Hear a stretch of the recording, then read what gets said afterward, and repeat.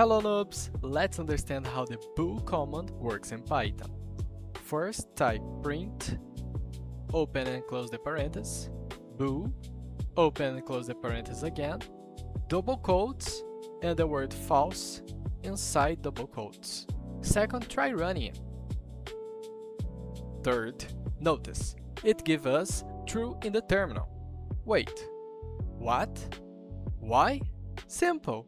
Bool doesn't care what the text means, only if it exists. To fix this, we check for nothing. We have now to empty the string. Let's try again. Now our code gives us false. This is because empty is false. Remember, bool is only false for empty strings or an empty list. Anything else is true. Now you can write logic that actually works by understanding bool. Try it!